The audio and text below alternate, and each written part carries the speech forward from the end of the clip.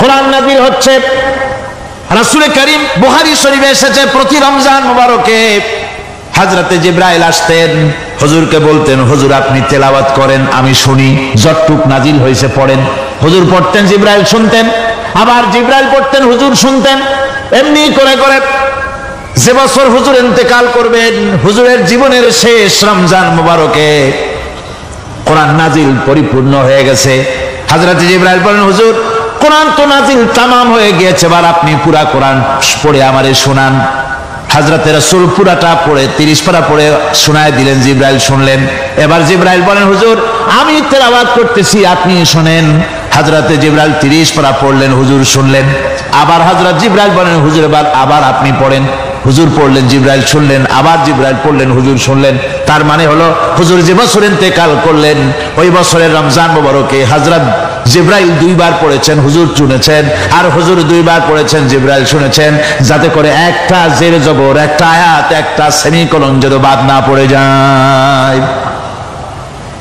কোরআনে কারীম মুখস্থ করার জন্য আল্লাহ রাব্বুল আলামিন এটাকে স্থায়ী করার জন্য বাধ্যতামূলক করেছেন, নামাজের ভিতরে তেলাওয়াত করতে হবে। মানুষ নামাজের মধ্যে তেলাওয়াত করে সওয়াবের জন্য, সকালে পড়ে বিকালে পড়ে, অর্থ সহকারে বুঝে পড়ে, রাত্রে পড়ে দিনে পড়ে। পৃথিবীতে এমন একটা মুহূর্ত নাই যখন কোরআনে কারীম তেলাওয়াত হয় না। জোরে কোন সুবহানাল্লাহ। মানুষ এটাকে তেলাওয়াত করতেছে, মুখস্থ করতেছে। এই কোরআন শরীফের ভিতরে রয়েছে সব কিছু। এর মধ্যে রয়েছে ইতিহাস, এর মধ্যে আছে বিজ্ঞান, এর ভিতরে রয়েছে দর্শন, ভূতত্ত্ব, উদ্ভিদতত্ত্ব, নৃতত্ত্ব, খতত্ত্ব, জ্যোতির্বিজ্ঞান। এর ভিতরে রয়েছে মানুষের পারিবারিক নীতি, সামাজিক নীতি, চুক্তিনীতি, বন্ধুনীতি, যুদ্ধনীতি, মানুষের যা প্রয়োজন সবকিছু এই কোরআনে কারীমের মধ্যে আল্লাহ পাক সন্নিবেশিত করে দিয়েছেন। জোরে কোন সুবহানাল্লাহি ওয়া বিহামদিহি। আমার ভাইয়েরা, কোরআন এর পরিচয়ের কথা বলতেছিলাম। আল্লাহ পাক কি কোরআন আমাদের শিখালেন, কোন কোরআন আমাদের শিখিয়েছেন, সেই কোরআনের পরিচিতি আপনাদের সামনে আমি তুলে ধরতেছি। আমি নিজে না, এবার কোরআন তার পরিচয় নিজেই দেবে। কেউ যদি কোরআনের কাছে জিজ্ঞাসা করে কোরআন তুমি কোথা থেকে নাজিল হয়েছ, কে তোমাকে নাজিল করেছে, এই প্রশ্ন যদি কেউ কোরআনের কাছে করে, কোরআন নিজেই তার জবাব দিতে পারে কিনা? কোরআন নিজেই বলে তানজিলাম মিম্মান খালাকাল আরদা ওয়াস সামাওয়াতিল উলা। এই কোরআন নাজিল করেছেন তিনি, যিনি ওই উচ্চ আকাশ আর জমিনকে যিনি সৃষ্টি করেছেন, সেই আল্লাহ আমারে নাজিল করেছেন। কোরআনের কাছে কেউ যদি প্রশ্ন করে ও কোরআন এই পৃথিবীতে নাজিল হওয়ার আগে তুমি কোথায় ছিলে, কেউ যদি প্রশ্ন করে, কোরআনে কারীম নিজে নিজের পরিচয় শোনায়, আমি কোথায় ছিলাম শোনো। বাল হুয়া কুরআনুম মাজিদুন ফি লাউহিম মাহফুজ। বরং এই কিতাব অতীব মর্যাদা সম্পন্ন সুরক্ষিত ফলকে লিপিবদ্ধ ছিল, আমি ছিলাম লৌহে মাহফুজে, সেখান থেকে এসেছি। যদি কেউ প্রশ্ন করে কোরআন কি, কোরআন তুমি কার উপরে অবতীর্ণ হয়েছ, জবাব কোরআন নিজেই দেয়, ওয়া আমিনু বিমা নুজিলা আলা মুহাম্মাদ ওয়া হুয়াল হাক্কু মির রাব্বিহিম। ঈমান আনো সেই জিনিসের উপরে যেটা মুহাম্মদ সাল্লাল্লাহু আলাইহি ওয়াসাল্লামের উপর অবতীর্ণ হয়েছে। আবার অন্য আয়াতেও জবাব পাওয়া যায়, তাবারাকাল্লাযী নাযালাল ফুরকানা আলা আবদিহি লিয়াকুনা লিল আলামিনা নাযীরা। অতীব বরকতপূর্ণ মহান সত্তা সেই আল্লাহ রাব্বুল আলামিন, যিনি তার বান্দার পরে ফুরকান অবতীর্ণ করেছেন। সুবহানাল্লাহি ওয়া বিহামদিহি। কোরআনের নাম আমি বলেছিলাম শুধু কোরআন নয়, অনেক নাম আছে। কোরআনের আরেক নাম ফুরকান। কোরআনের আরেক নাম কি? আল ফারকু বাইনাল হাক্কি ওয়াল বাতিল। কোরআন হচ্ছে সেই মহাসত্য যা মিথ্যা এবং সত্যের মধ্যে পার্থক্য সূচিত করে, মঙ্গল এবং অমঙ্গলের মধ্যে পার্থক্য সৃষ্টি করে, যা সত্য এবং মিথ্যার মধ্যে তাফরিকা সৃষ্টি করে, সত্যকে মানুষকে বুঝিয়ে দেয়। তার নাম হচ্ছে ফুরকান। গোটা পৃথিবীর মানুষ আছে অন্ধকারের ভিতরে। কিসের মধ্যে? অন্ধকার কি? অন্ধকার হচ্ছে পুঁজিবাদ, অন্ধকার সমাজতন্ত্র, অন্ধকার ধর্ম নিরপেক্ষতাবাদ, অন্ধকার জাতীয়তাবাদ। মানুষের তৈরি করা যত মতবাদ সব কি? জোরে কোন, সবগুলি কি? অন্ধকার। আজকে আসার সময় দেখলাম দেওয়ালে লেখা সমাজতন্ত্র আমরা প্রতিষ্ঠা করে ছাড়ব। চিন্তা করলাম যারা লিখছেন তারা কি পাগল না ছাগল? কি আশ্চর্য কথা, এটা মাথা খারাপ, পাগল না মাথা গোল বুঝতে পারছেন? আমার বন্ধুগণ, এগুলি সব অন্ধকার। এই অন্ধকারের ভেতর থেকে মানুষগুলিকে টেনে আনবে কোরআন কিসের দিকে? আলোর দিকে। এবার যদি প্রশ্ন করা হয়, বুঝলাম তুমি অন্ধকার থেকে আলোর দিকে নিয়ে আসবে, আলোর দিকে আসলে পরে ফায়দাটা কি হবে? মূল ফায়দাটা বুঝায় দাও, আসল ফায়দা কি হবে তোমারে যদি মানি? কোরআন তার জবাব দেয়, নিজের পরিচয় নিজে তুলে ধরে, ফামান তাবিআ হুদায়া ফালা খাউফুন আলাইহিম ওয়ালা হুম ইয়াহজানুন। এই কোরআনকে যদি মেনে চলো, এই কোরআনের আইন যদি মানো, সমাজে মানো, ব্যক্তিতে মানো, পরিবারে মানে, রাষ্ট্রে মানো, জীবনের সব ক্ষেত্রে সমস্ত জায়গায় যদি এই কোরআনকে মেনে চলো, ফালা খাউফুন আলাইহিম, তাহলে তোমাদের কোনো ভয় থাকবে না, ওয়ালা হুম ইয়াহজানুন, কোনো চিন্তাও থাকবে না। কিসের ভয় থাকবে না? কোরআনের আইন মেনে যদি চলো সমাজে ও রাষ্ট্রে, চুরির ভয়, ডাকাতির ভয়, জিনার ভয়, হত্যার ভয়, সন্ত্রাসের ভয় কোনো ভয় থাকবে না, ওয়ালা হুম ইয়াহজানুন, চিন্তাও থাকবে না। খাওয়া পড়া, শিক্ষা, চিকিৎসা, বাসস্থান, এগুলির কোনো চিন্তা থাকবে না। কোরআনের সমাজে সব কিছুর গ্যারান্টি দেওয়া হবে, সবগুলি পেয়ে যাব। এখন যদি আবার প্রশ্ন করা হয়, কোরআন বুঝলাম তোমারে মানলে পরে সব ফায়দা হবে, তাহলে এবার জবাব দাও, তোমার ভিতরে কি রাজনীতি আছে নাকি? আমি তো মানুষ, আমার রাজনীতি করা লাগে।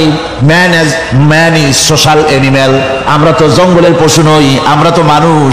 আমাদের সমাজ আছে, আমাদের পৌর নির্বাচন আছে, আমাদের জাতীয় নির্বাচন আছে, আমাদের কলকারখানা আছে, জমিন আছে, আমাদের রাজনীতি, অর্থনীতি, সমাজনীতি আছে, পারিবারিক নীতি আছে, অনেক নিয়ম মালা আছে, নিয়ম নীতি আছে।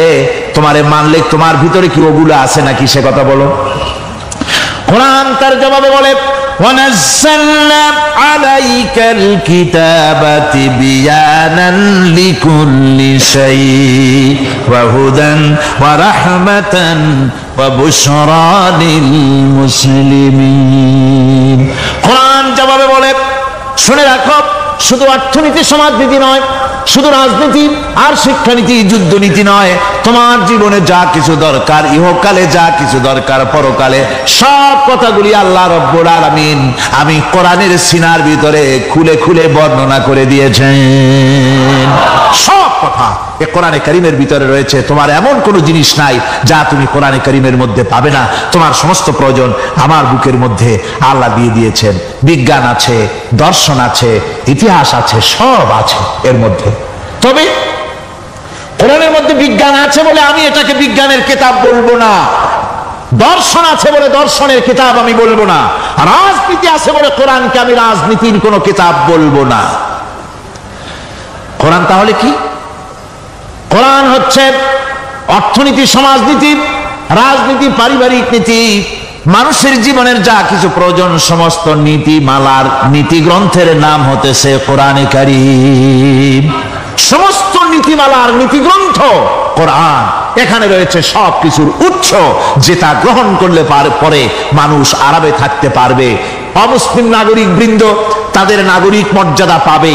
মুসলমান, কৃষক, নারী, চিকিৎসা, কৃষিবিদ, সাধারণ মানুষ, রং, বর্ণ, ভাষা নির্বিশেষে গোটা মানব সভ্যতা আরামে বাস করতে পারবে। পশু পাখিও আরামে থাকবে, গাছপালাও আরামে থাকবে।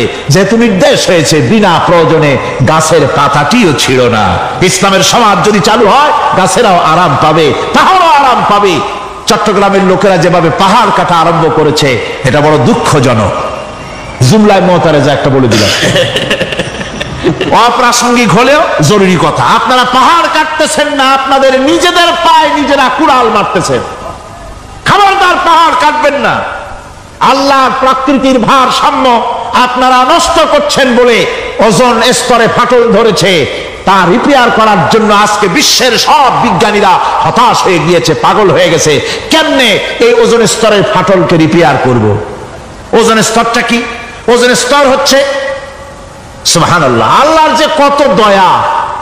সূর্য, সেই সূর্যের রয়েছে আলট্রা ভায়োলেট রে, যাকে বাংলায় বলা হয় অতি বেগুনি রশ্মি, যে রশ্মিটা সৃষ্টি জগতে যদি আসে আর তা যদি কোনো প্রাণীর শরীরকে টাচ করে, তাহলে সমস্ত প্রাণী ক্যান্সার হয়ে, এক্সিমা হয়ে, বিখাউস হয়ে, অ্যাজমা হয়ে সমস্ত প্রাণী মরে যাবে, কেউ বাঁচবে না। মারাত্মক রশ্মি। সেই রশ্মিটা যাতে সৃষ্টি জগৎকে টাচ করতে না পারে, সেজন্য আল্লাহ পাক একটা ওজোন স্তর তৈরি করেছেন। ওখানে এসে ওটা বাধাপ্রাপ্ত হয়, পৃথিবীর মাটিতে আসে না। যা কিছু পৃথিবীর মানুষের জন্য, পৃথিবীর জন্য কল্যাণকর, সেগুলি সূর্য থেকে আসতে থাকে। সুবহানাল্লাহ বিহামদি। যেটা ক্ষতিকর সেটা আল্লাহ পাক আটকায় রাখেন। এখন সেই ওজোন স্তরে ফাটল ধরলো। কেমনে ফাটল ধরলো? ফাটল আমি ধরাইছি। আপনি বলবেন যেটা কেমন কথা, আমি তো ওইখানে যাই নাই, আমি ফাটল ধরাইলাম কেমনে? ওই যে সেই আপনার প্রাইমারি স্কুলে ভিজিট করতে গিয়েছিলেন ইন্সপেক্টর, তারপরে প্রাইমারি না হাই স্কুল ভিজিট করতে গেছে, যায় আর জিজ্ঞেস করছে ছেলেরা কি পড়ছে? বলে ইতিহাস। ঠিক আছে, ইতিহাস থেকেই প্রশ্ন করব, বলতো চীনের প্রাচীর কে ভেঙেছে? ছেলেরা জবাব দিচ্ছে না। তুমি বলো। কেউ বলছে না। বেঞ্চের কোনা যে ছেলেটি, সে বলছে সর্বনাশ, কেউ যখন স্বীকার করে না, এটা তো আমার মাথায় আসবে। সব শেষ ইন্সপেক্টর তাকে বলছে তুমি বলো তো কে ভেঙেছে চীনের প্রাচীর? কয় স্যার, গ্রামে আমার দুষ্কর্মের যথেষ্ট বদনাম আছে, কিন্তু চীনের প্রাচীর ভাঙার মতো দুষ্কর্ম আমি করি নাই। ইন্সপেক্টর খুব রেগে গেলেন, মাস্টারের দিকে তাকালেন, এই বুঝি আপনার ইতিহাস পড়ানো? মাস্টার ইন্সপেক্টরের বিরক্তি ভরা মুখ দেখে বলছেন, স্যার রাগ করবেন না, এসব ছাত্র তো আমার, ওদের অবস্থা তো আমি জানি। আপনি আসছেন ঢাকা থেকে, আপনি জানবেন কি?